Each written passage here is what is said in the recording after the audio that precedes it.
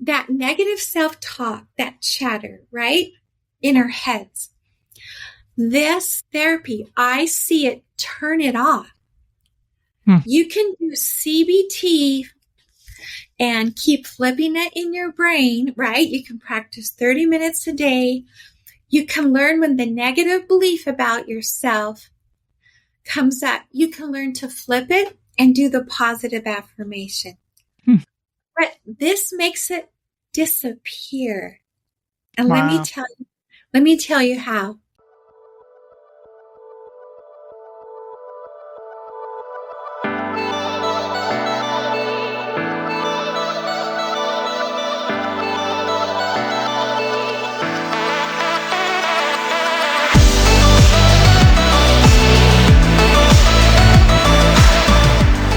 Can you speak a little bit to that? Like when somebody comes to you and they say, I've been diagnosed with bipolar disorder, how do you help them reframe the way that they see themselves? Because I think that's one of the biggest challenges we have is we see them as separate issues. Yes, I have trauma in my childhood and I have bipolar disorder, not recognizing they're one and the same. Like these are actually the same issue. You don't have a medical condition, you have wounding. Exactly. In fact, I don't give diagnoses. They're happy to get them from the psychiatrist. If I take insurance, which I don't, then I have to give them one. Yeah. But I'll give them the most minimal one I can. And I can really thank my graduate training because I was taught not to give diagnoses. Mm-hmm. So I tell people in some situations with some people, certain symptoms happen in your body. And they may look like bipolar, right? They may look like borderline, but that's not who you are. And so I go underneath the underlying things and say, what happened? There's so much research coming out of Europe that bipolar and schizophrenia is trauma underneath. I have a sister in the state hospital with schizophrenia. It's trauma. Yeah. You know, she never, ever needed that diagnosis. She needed someone to find her trauma, get her unstuck from it, and tell her the world is safe. Yeah. And she'd walk right out those doors. Yeah. So I'm so glad you talked about that.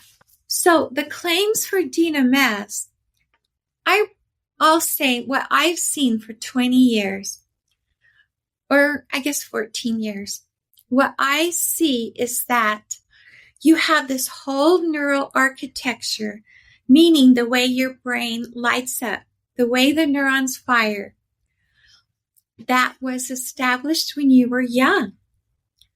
So what I do, DNMS breaks those connections, and it's usually on a different side of the brain than where the healthy neural architecture would have formed. What if you didn't have trauma, and if you had the soothing and the nurturing and the parenting from the beginning? So we're breaking connections on purpose for the negative, and we're building the positive connections, but they're making the connections with those three parts of self. You know, as an adult, what you didn't get because you lived it. I don't know. My clients can tell me the words, but these three parts inside of them, they know exactly what they need. They'll know exactly the things they need. And we actually have them hold, they call them their tappers. The creator of DNMS invented the first ones. And now, you know, EMDR, everybody uses them. And you put them on slow for DNMS. DNMS is always, we're reinforcing with those electronic tappers, good things feeling better. So that means we want the neurons to fire with them picturing these three resources, these three moms inside, actually being patient with them. And as they picture it, and the tappers are on, in the brain, it's firing in a path where they're actually getting what they didn't get. And they feel different. Yeah. It's amazing work. They feel different. They feel like they're getting what they didn't have a chance to get. Now, another real important piece is that negative self-talk, that chatter, right? In our heads.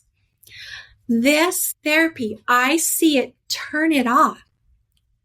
You can do CBT and keep flipping it in your brain, right? You can practice 30 minutes a day.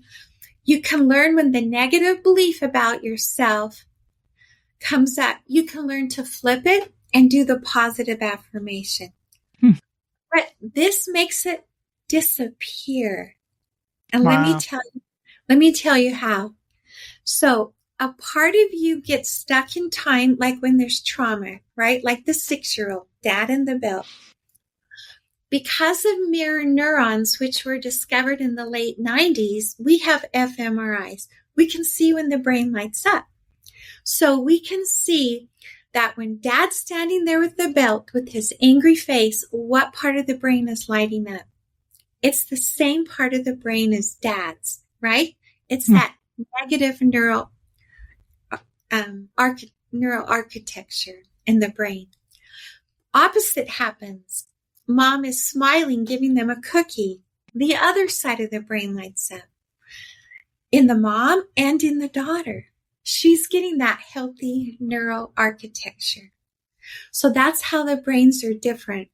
Now, when dad comes in with the belt and he's holding it, because of mirror neurons, the parts lighting up in the brain are the negative parts. And the brain makes a recording of what happened. It doesn't take it in, right? It's negative. It stores it away, kind of like a file on a computer, right?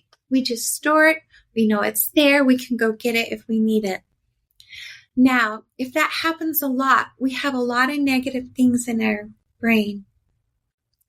Unfortunately, the recordings can get triggered again if the same things happens in adulthood. And so that the thing in the brain gets triggered, it starts playing back, and all the emotions from the past start flooding through. Let's say she's 40. For a moment, she feels like she's 6. She's just as scared. It's the same fear. Because she doesn't know it's just a recording that she's in this grown-up body. So not only do we bring her into the present, but we teach her that it was just a recording you've been reacting to. And there's a series of steps that turn off the recording.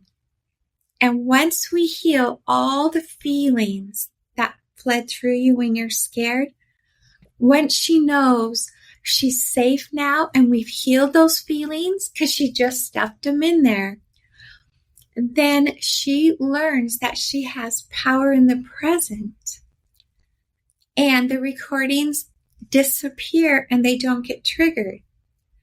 So I see clients and it's quiet at the end of therapy in their brain.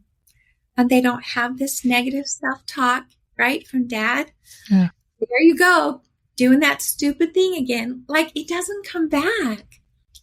And so then, because we've been feeding the positive, and that's growing, we're turning off the negative.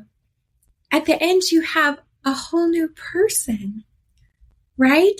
They didn't need all those diagnoses. They didn't need to be told.